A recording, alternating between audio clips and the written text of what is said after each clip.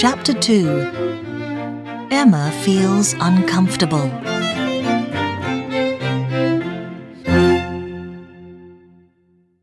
When Mr. Elton came back from London with the picture in its frame, he put it in the sitting room at Hartfield and looked at it lovingly.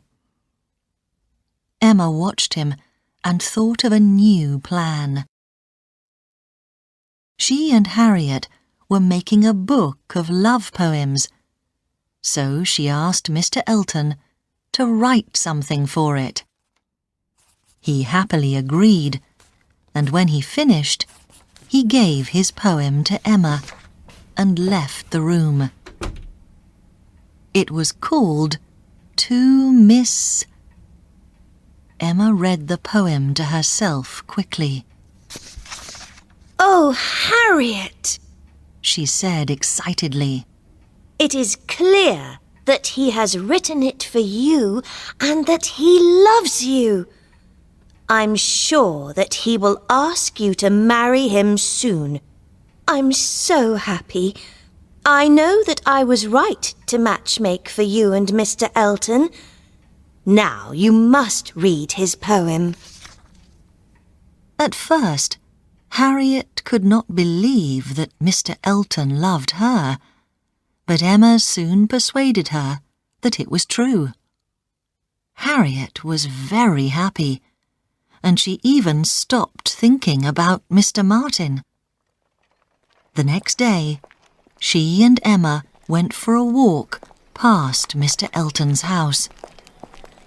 "Just think, Harriet, one day you will live there as Mrs. Elton, a clergyman's wife," said Emma. Harriet smiled, and then she looked thoughtful. "But Emma, what about you? I can't understand why you don't want a husband too," she said. "Harriet, I don't need a husband," replied Emma with a confident smile.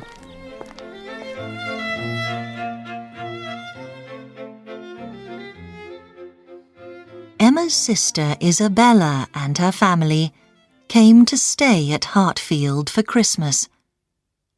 During their visit, Mr. and Mrs. Weston invited them all to their house for dinner. Knowing that Mr. Elton was also a guest, Emma asked Mrs. Weston to invite Harriet too. But in the end, Harriet had a cold and could not go. While they were waiting to leave for the Westons' house, Isabella's husband, Mr. John Knightley, turned to Emma.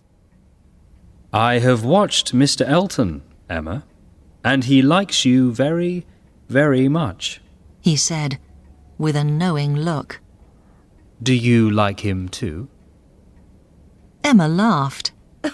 "We are good friends, that's all. Surely you don't really think that he loves me?" she replied. At dinner, Mr. Elton came and sat next to Emma. He smiled a lot and was very attentive to her all evening. Emma remembered John Knightley's words, and she felt uncomfortable. "Mr. Elton hasn't spoken about Harriet once this evening," thought Emma. "and he is spending all his time with me. If he loves Harriet, that isn't right." While she was thinking, Mr. Weston spoke to her.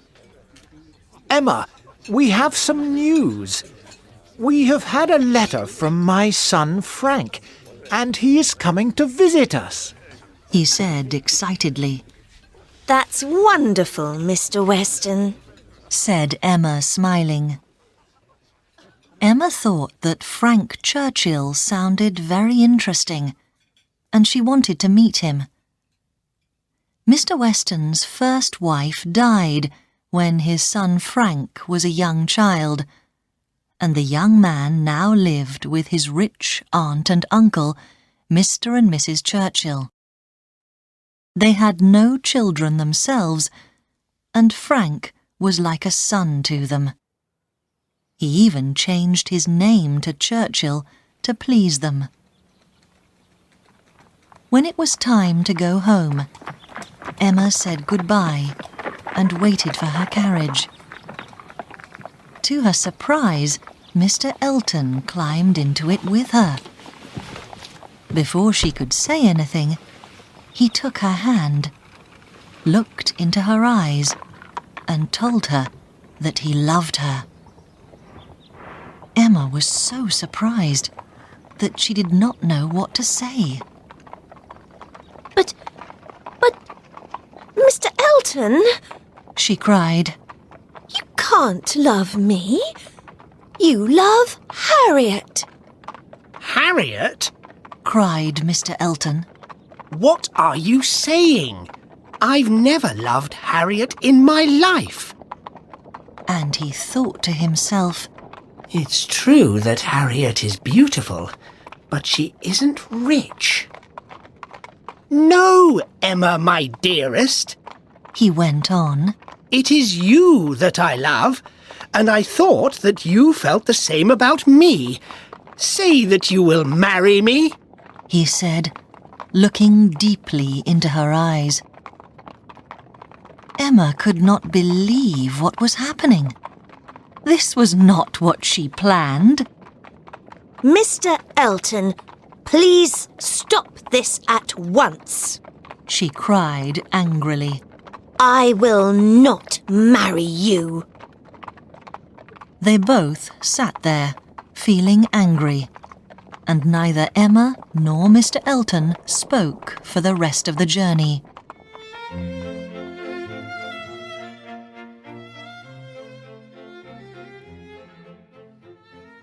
The next day, Mr. Elton left hurriedly for the city of Bath, in the south-west of England. Emma was relieved that she did not have to see him for a while. I know that Mr. Elton doesn't love me. He only wants to marry me for my money, thought Emma. Then she remembered Harriet. Oh dear, and I persuaded Harriet that Mr. Elton loved her. Now I will have to tell her. Harriet cried a lot when she heard the news, but she did not blame Emma, and she did not blame Mr. Elton. Because Harriet was so nice about it all, Emma felt worse. Not long after this, Emma had more bad news. Frank Churchill couldn't come to Highbury until later in the year. Oh dear, and I really wanted to meet him. He sounds so interesting, she said to Mr. Knightley, who was visiting Hartfield. Well, I'm sure that he could come if he really wanted to, replied Mr. Knightley coldly. I think that he is making an excuse. Emma was surprised. Mr. Knightley, why do you say that? She asked. It's clear that his father wants to see him now, not later, replied Mr. Knightley crossly. I think that he is a selfish young man. Well, I don't, replied Emma coldly. and I'm sure that he will come to Highbury as soon as he can. Mr. Knightley said nothing after that.